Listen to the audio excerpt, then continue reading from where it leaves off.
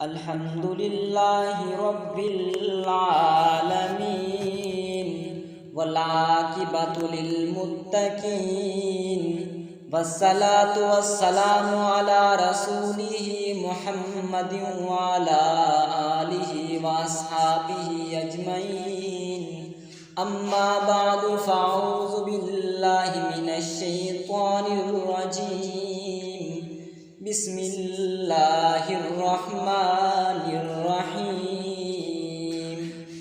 یا ایہا الذین آمنوا توبوا الی اللہ وقال النبی صلی اللہ علیہ وسلم التائب من الذنب کمن لا ذنب لہ صدق اللہ العظیم۔ کہاں سے ابتدا کروں کہاں پہ انتہا کروں، کہاں سے ابتدا کروں کہاں پہ انتہا کروں، کہاں سے لوں زباں یا رب کیسے تیری ثنا کروں، میری سوچ ہے محدود سی میرے قلم میں اتنی سکت نہیں کہ تیری بڑائی بیاں کروں پھر اس بیاں سے وفا کروں۔ میرے محترم بھائیوں اور دوستوں، اللہ تعالیٰ کے ہمارے اوپر بہت بڑے احسانات ہیں۔ سب سے بڑا احسان کہ ہمیں 18,000 مخلوقات میں سے انسان پیدا کیا۔ اس سے بڑا احسان کہ ہمیں نبی کریم حضرت محمد مصطفیٰ صلی اللہ علیہ وآلہ وسلم کی امت میں پیدا کیا۔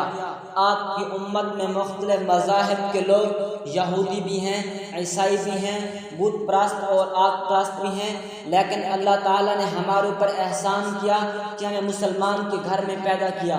مسلمان بھی بہت ہیں، کوئی ڈاکٹری میں مصروف ہے تو کوئی انجینئرنگ میں، کوئی کھیتی باڑی اور تجارت میں، اسی طرح ہر کوئی کسی نہ کسی شعبہ میں مصروف ہے، لیکن اللہ تعالیٰ نے ہمارے اوپر احسان کیا کہ ہمیں اپنے دین کو سیکھنے اور سکھانے کی خاطر اس نورانی ماحول یعنی مدرسہ میں لا کر کھڑا کر دیا۔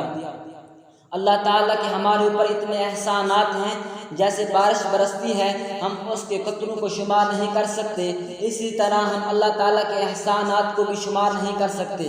جیسا کہ اللہ تعالیٰ نے قرآن مجید میں فرمایا الم نجعل الارض مہادا، کیا نہیں بنایا ہم نے زمین کو بچھونا، والجبال اوتادا اور پہاڑوں کو میخیں، وخلقناکم ازواجا اور پیدا کیا ہم نے تم کو جوڑے جوڑے، وجعلنا نومکم سباتا اور بنایا ہم نے نیند کو تمہارے لیے راحت کی چیز، وجعلنا اللیل لباسا اور بنایا ہم نے رات کو لباس، وجعلنا النہار معاشا اور بنایا ہم نے دن کو تمہارے لیے روزی کمانے کا ذریعہ، وبنینا فوقکم سبعا شدادا اور بنایا ہم نے تمہارے اوپر 7 مضبوط آسمان، وجعلنا سراجا وہاجا اور بنایا ہم نے سورج کو خوب چمکدار، وانزلنا من المعصرات ماء ثجاجا اور اتارا ہم نے بادلوں سے خوب برسنے والا پانی، لنخرج به حبا ونباتا تاکہ ہم اس سے غلہ اور گھاس اگا سکیں، وجنات الفافا اور گنے باغات۔ یہ ساری چیزیں کس کے لیے بنائیں؟ انسان کے لیے بنائیں۔ اور انسان کو کس لیے پیدا کیا؟ فرمایا وما خلقت الجن والانس الا لیعبدون، ہم نے جنوں اور انسانوں کو اپنی عبادت کے لیے پیدا کیا۔ آج انسان اس اللہ سے غافل ہو چکا ہے جس نے چلنے کے لیے پاؤں دیے، پکڑنے کے لیے ہاتھ دیے، دیکھنے کے لیے آنکھیں دی، سننے کے لیے کان دیے، بولنے کے لیے زبان دی، سوچنے کے لیے دماغ دیا اور دھڑکنے کے لیے دل دیا۔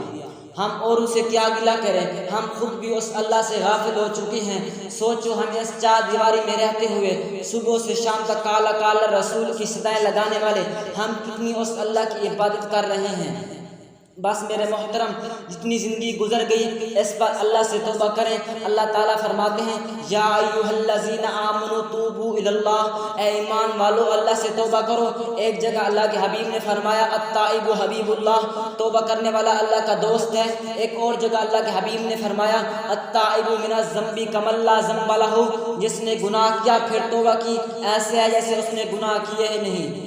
بس آخر میں اتنا ہی کہنا چاہوں گا، ظالم ابھی ہے فرصت توبہ نہ دیر کر، ظالم ابھی ہے فرصت توبہ نہ دیر کر، وہ بھی گرا نہیں جو گرا پھر سنبھل گیا۔